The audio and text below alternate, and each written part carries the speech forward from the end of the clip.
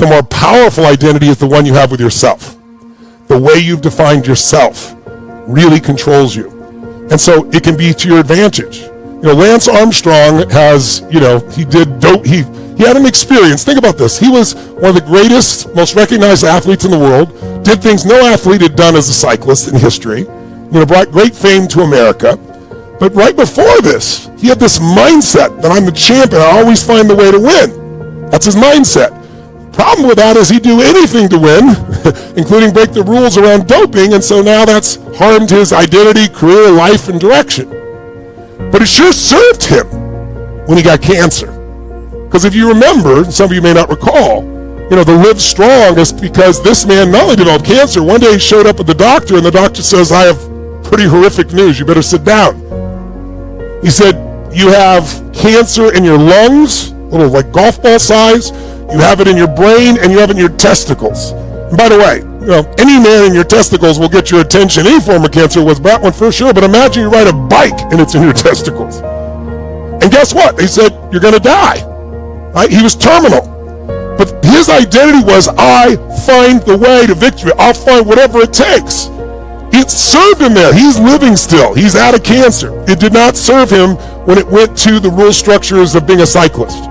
So if your thing is I find the way, you're going to find the way. If your thing is I always end up losing, or people hate me, or I put things off, or whatever your identity is, if it's a negative identity, that is what's controlling your life. And you can go to 5,000 seminars and read hundreds of books and do all kinds of crazy things, but unless you shift that identity, you're going to call it sabotaging yourself, but what the brain's really doing is living what you taught it is. We live what we believe we are. So you have to be so careful what you attach the words I am to. And I can remember one of the most powerful days of my life, still in my life, when I was still in high school, and my mom kicked out my father's. My fourth father got kicked out, and now she chases me out with a knife. Again, she wouldn't have killed me or anything, but I wasn't going back in. And I got to support myself. I'm going to high school, and I'm living in this person's laundry room, and so I got a job working in these banks in the middle of the night. And so I had to take these buses. I had to go through 3 different buses to get there. It's a long way, about a 45-minute drive. If you were driving straight there in a car with buses, it's about an hour and a half. I go and do my work. I do 6 hours of work in 2.5 hours. I finish 2 in the morning. I come back, wait for the bus, get on the bus, do the 3 buses back, get home, usually around 4 in the morning, 3:45, 3:30 in the morning, then try to sleep for 3 or 4 hours and get up and go to school. And I tell you this because one of the most powerful days of my life was I finished doing all the banks, worked like crazy, and then I came outside, it's 2 in the morning, I'm waiting for the bus. I'll never forget. I'm looking at my watch, no bus. 2:10, no bus. 2:30 a.m., no bus. I don't have a car, I don't want to get home. I got to get home. Where are the buses? And finally, about 2:45 in the morning, a guy pulled over, just driving late at night, and he saw me at the bus stop, and he goes, hey, guy, don't you realize there's a bus strike? The buses had gone on strike that night. So I have no way to get home. So true story, guess what I did? I was so pissed off and angry about, remember we talked yesterday about breakthroughs and what made it possible? How many of you, what made the breakthrough possible is you finally got enough pain where your brain went, no more, I'm changing this freaking thing now. How many of you that's what did it? Raise your hand if that was the trigger. Say I. Say I. You don't get caught off guard. Proper preparation prevents poor performance. It's your responsibility to plan, to prepare. This is your dream. As Kurt Vonnegut, one of the greatest authors in modern times, said, when I write, I feel like an armless, legless man with a crayon in his mouth. But he still did it. And that's the kind of thing that you're going to hear from the greats. You're not going to hear that it was easy. You're not going to hear that they felt suave and cool. Even the greatest of all time have that awkwardness and that clumsiness. They're never quite as good as they want to be. But what I want you to understand is even though Kurt Vonnegut said those words, he wrote tons of books that changed people's lives, that changed the landscape of literature, because despite the fact that he felt awkward and clumsy, he kept doing it and forcing himself to move forward, to take one step after another, even when the process was not exactly rewarding. He believed in something.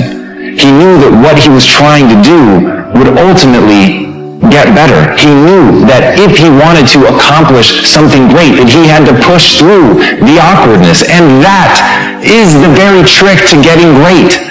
You just have to do it. You have to go. You have to take that first step. You have to push. You have to drive. You have to strive every time to get a little bit better. You have to strive not to fall prey to your own doubts and insecurities. And as Joe Namath said, if you aren't going all the way, why go at all? In order to achieve your goals, you must apply discipline, which you have already done, and consistency every day, not just on Tuesday and miss a few days.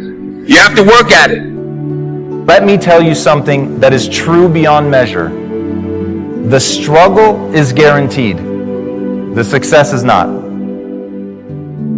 The struggle is a guarantee.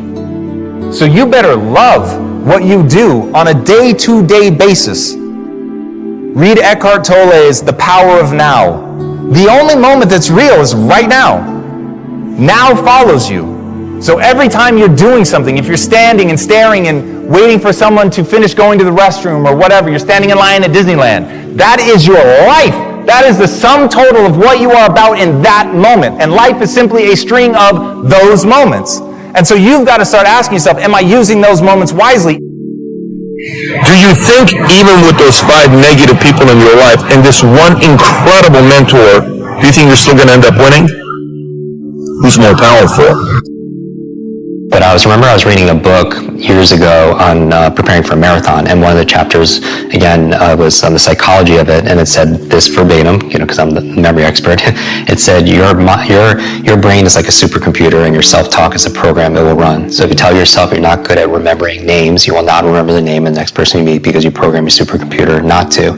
And I always tell people that, and now I don't think the brain is like a supercomputer. I think it's a weak metaphor for what it is, because this is like a living computer that could do so much more and has different capabilities. But I would say that your self-talk is important, and it is the program that will run. And I always tell people to keep it positive, keep it empowering, because your mind is always eavesdropping on your self-talk, right? And you have to be careful what you say to yourself, because it's this unconscious command. So I would be very careful, like when I get nervous, or I feel like I think some of the most successful people live at the edge of their limits, and they play there also as well. And so whenever I feel in my nervous system, I feel like I can't do it, then I feel like I really must do it, because I feel like how we do anything is how we do everything.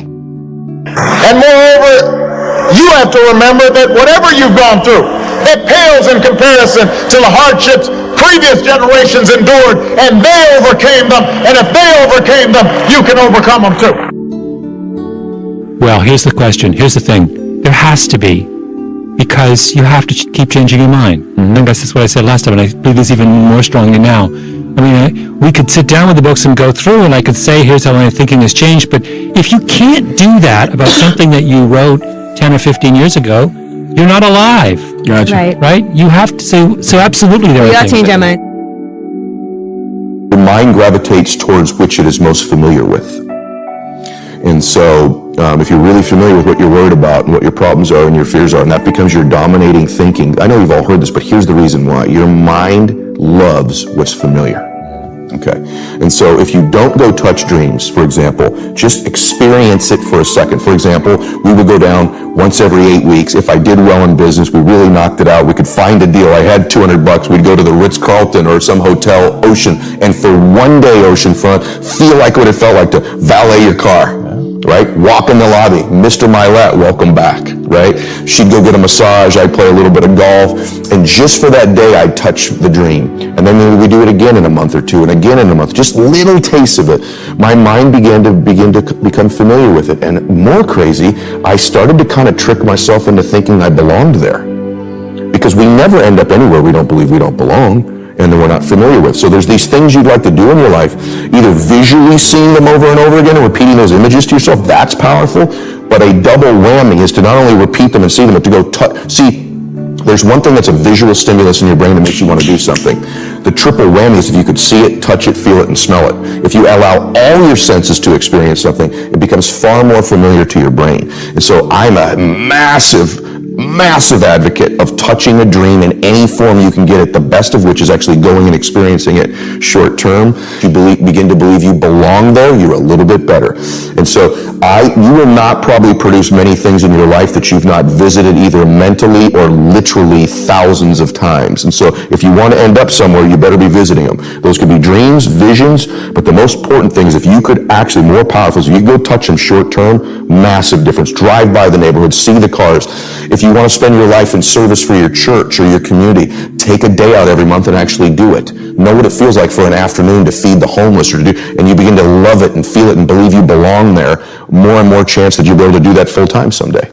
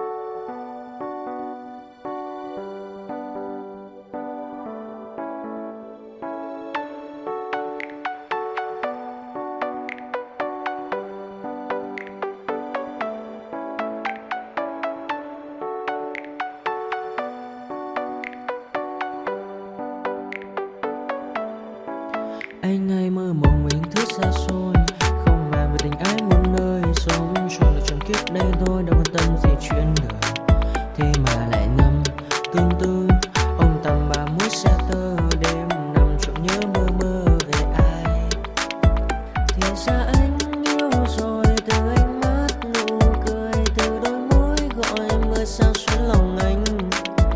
Thì ra mê em rồi, ngày hay đêm ôm lời, chỉ nghĩ đến em thôi, đó là do anh đã yêu rồi, anh đã yêu rồi, anh đã yêu rồi. Anh đã yêu rồi, anh đã yêu rồi, anh đã yêu em mất rồi.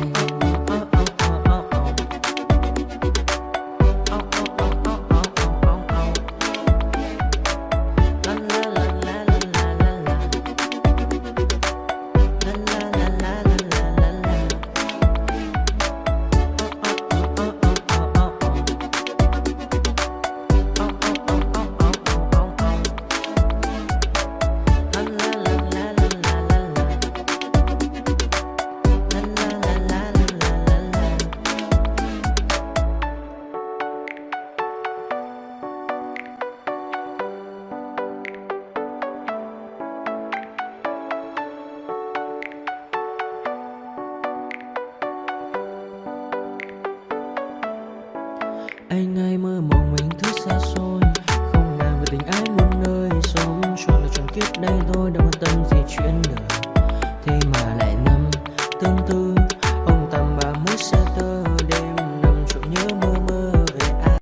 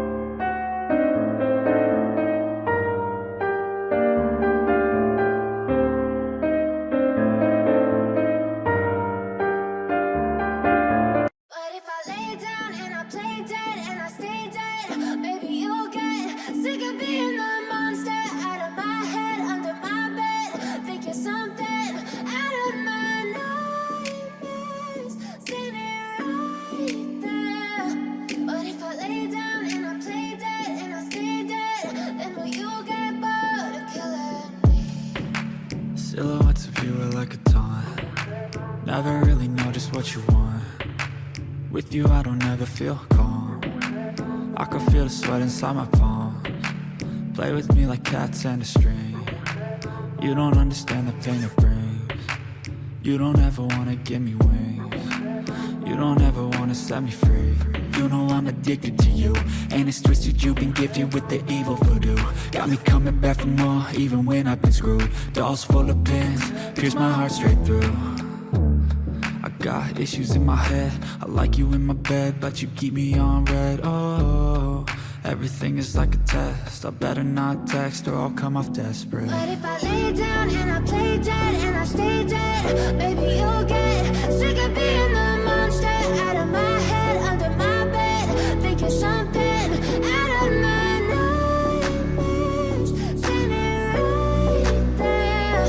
But if I lay down and I play dead and I stay dead, then will you get bored of killing? So if I play dead, will you regret everything that you did, that you said?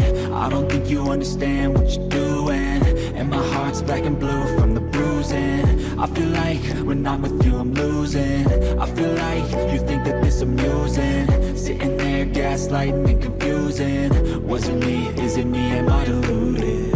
I'm the one who's always sorry, the conclusion. Even though I offer all of the solutions, I wish you loved me like I love you, it's stupid. When I'm alone with you I never feel lucid.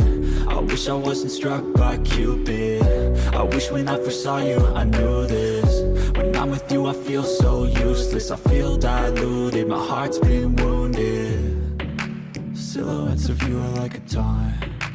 Never really know just what you want. With you I don't ever feel calm. I can feel the sweat inside my palms. Play with me like cats and a string.